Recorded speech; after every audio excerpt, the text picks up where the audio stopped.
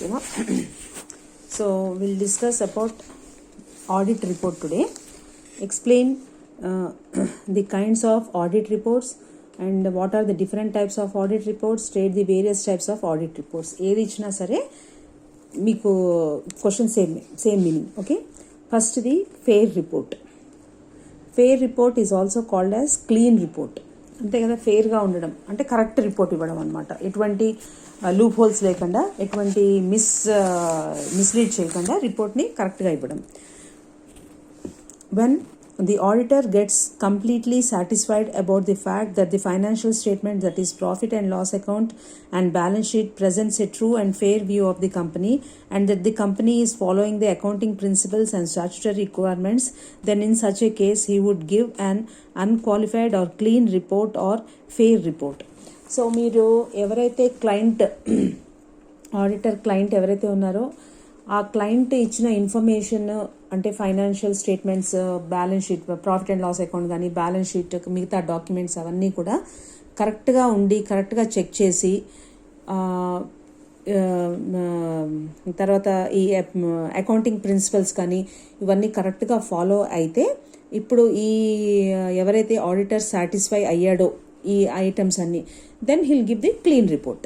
Okay, therefore when an auditor prepare a statement stating that in his opinion and to the best of his knowledge and as per the explanations given to him, the financial statement, that is the balance sheet and profit and loss account, presents a true and fair view of the business operations, then it is an unqualified or fair or clean report. అంటే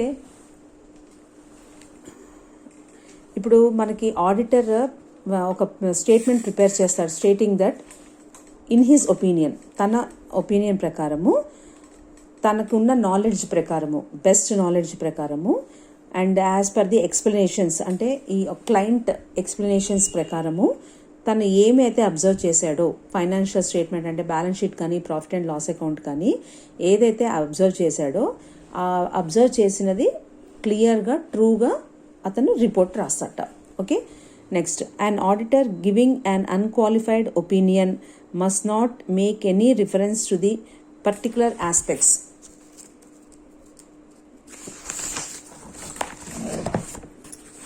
of the financial statements in these reports, in the reports body, because the same might be misinterpreted as a qualification.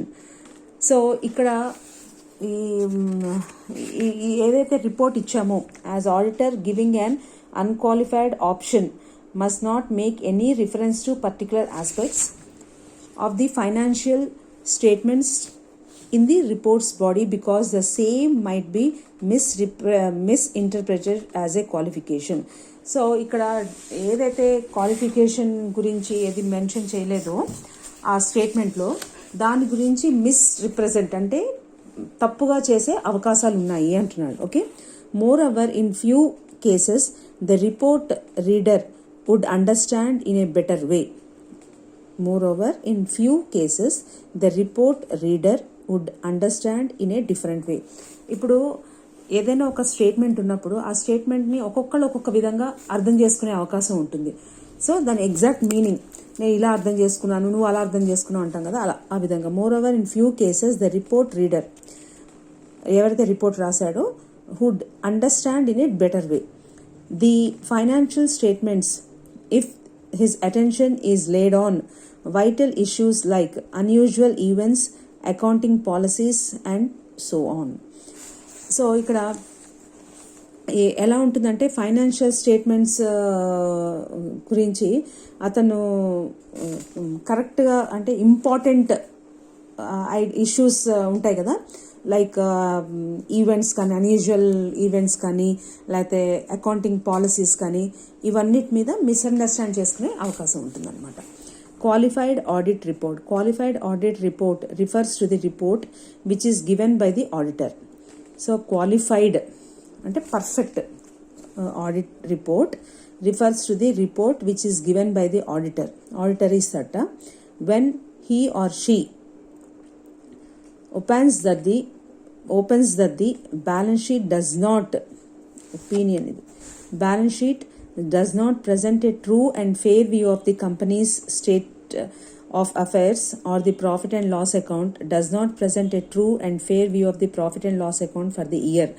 So ఒక్కొక్కసారి ఏమవుతుంది అంటే ఈ qualified report auditor ఇచ్చిన తర్వాత when he or she opens that the balance sheet does not present a true and fair view of the companies, అంటే పర్ఫెక్ట్గా లేవు statement of affairs ఉంటాయి కదా, అంటే ప్రాఫిట్ అండ్ లాస్ అకౌంట్ కానీ బ్యాలెన్స్ షీట్ కానీ ఇవి పర్ఫెక్ట్గా లేవు, ట్రూగా లేవు, and it is not a fair view of the profit and loss account.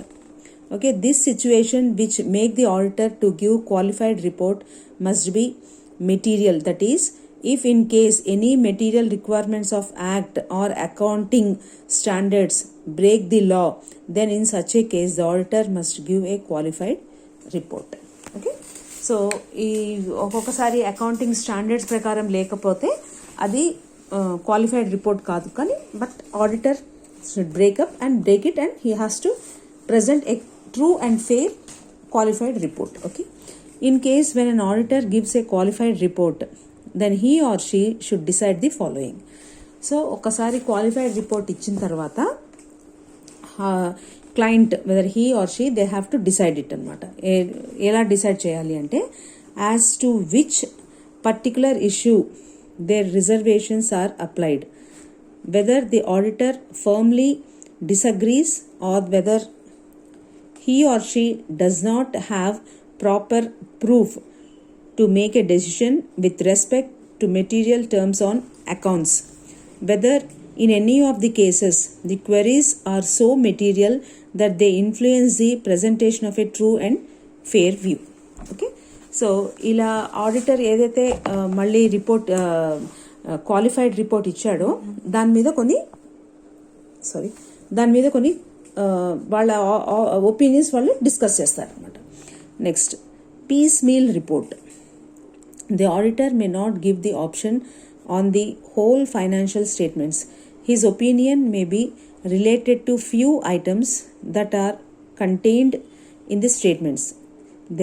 The auditor may not give the opinion on the whole financial statements.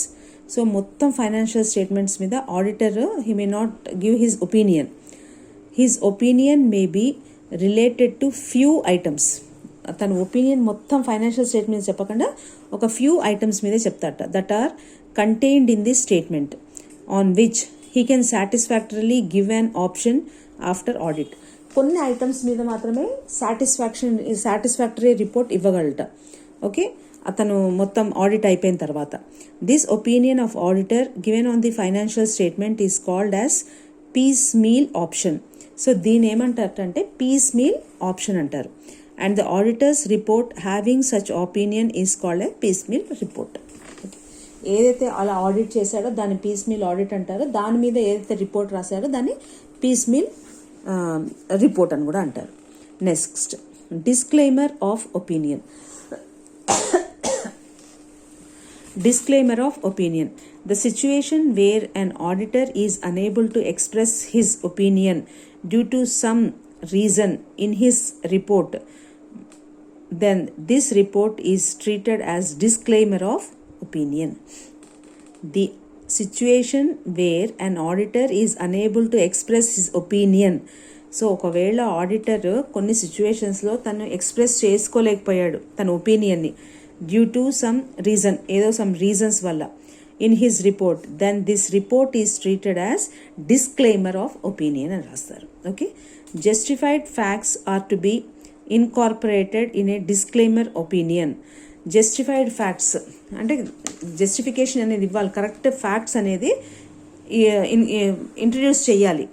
Okay, in some situations client is unable to provide the complete accounts information due to incomplete pending accounts negligence.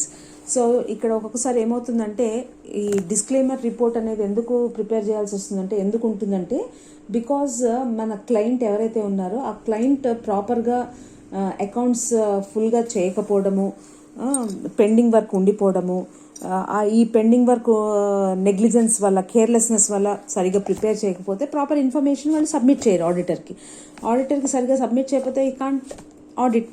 Okay, so